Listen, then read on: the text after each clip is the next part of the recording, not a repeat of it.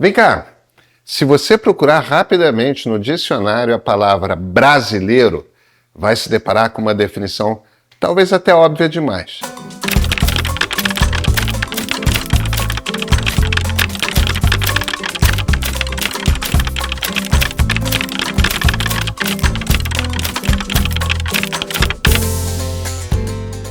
Nós, 213 milhões de brasileiros, somos tantos, plurais, opostos, de tantas cores e feições, tão diferentes, mas ainda assim tão parecidos, que só essa definição não basta.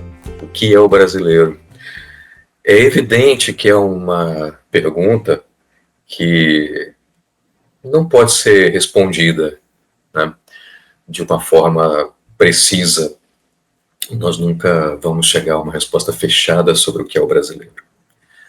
Porque qualquer povo é um povo sempre em transformação, em definição, em processo. O brasileiro é um povo que está feito em alguma medida e não está feito em outra. É um povo se fazendo todos os dias, né?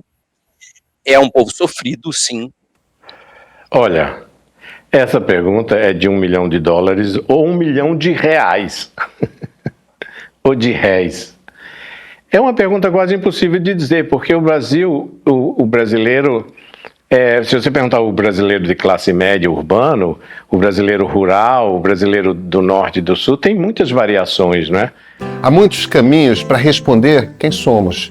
E se quisermos saber para onde queremos ir, precisamos primeiro saber de onde que viemos. Aliás, essa casa é a história de uma amizade. Foi Oscar Niemeyer que deu de presente o projeto de arquitetura ao amigo Darcy Ribeiro. A forma arredondada é inspirada em uma oca Cadwell, e foi aqui que Darcy Ribeiro viveu seus últimos anos e concluiu um dos seus livros mais célebres. A casa hoje é um museu na cidade de Maricá, no estado do Rio de Janeiro. E é aqui que vamos buscar as respostas para uma pergunta feita por um dos maiores pensadores do nosso país há 30 anos. Quem é o brasileiro?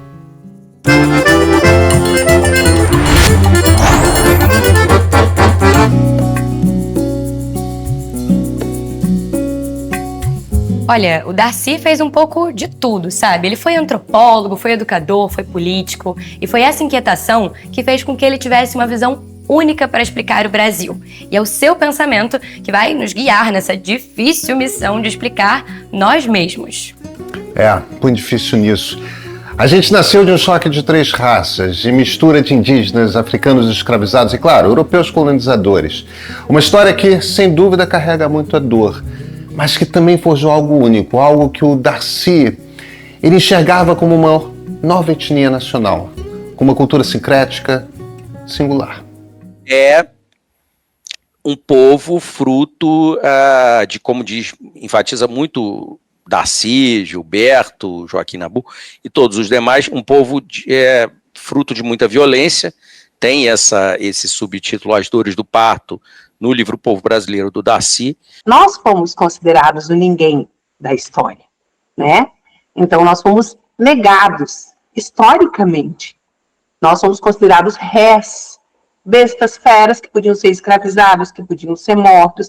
E nós vivemos 410 anos de extermínio com recurso governamental.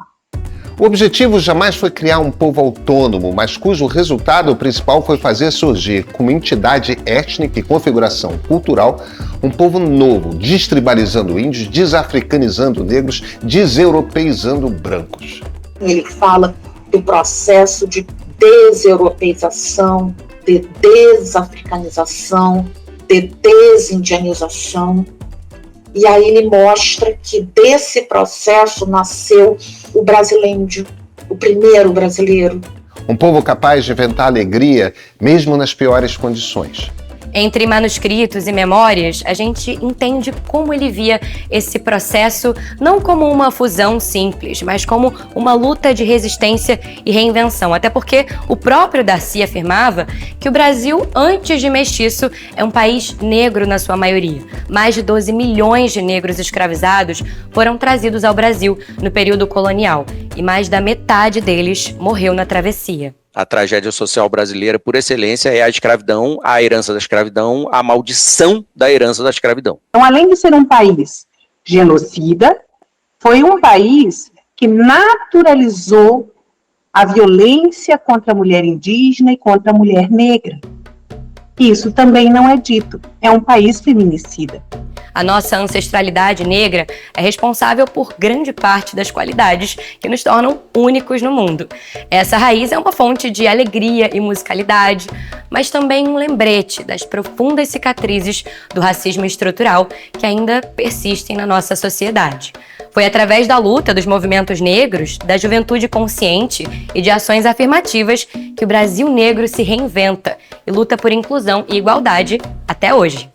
Em 1500, Portugal era uma nação mestiça, moderna e cosmopolita, forjada por diversas misturas. Intrépidos navegadores desbravaram os oceanos em busca de novos mundos. A chegada dos portugueses, marcada, claro, por choques, por destruição, também deixou legados fundamentais como a língua portuguesa e, claro, a religião católica. E foi dessa mistura inicial com as mulheres indígenas, de onde foram gerados os mamelucos, depois com os negros escravizados, de onde vieram os mulatos, e daí nasceu a miscigenação que nos caracteriza. Daci tinha uma bronca muito forte com a elite, que ele definia como dois tipos, uma patrimonialista e outra que era a elite tradicional, que tem um dinheiro, tipo o que o Marx chama de rentista, né? E a outra era a elite, digamos, capitalista, a elite que ganha dinheiro porque ela tem dinheiro no banco, tem dinheiro na indústria, ela produz alguma coisa, né? Ele dizia que tinha esses dois tipos de elite. E nenhuma das duas prestava, porque ambas tinham uma negação em relação ao brasileiro comum, tinha um preconceito muito grande racial. Quando se fala em preconceito racial, se sempre via como preconceito da elite para o povão. A cultura brasileira, o cerne dela é alguma coisa que nos faz brasileiros. Esse cerne é um cerne muito positivo, né?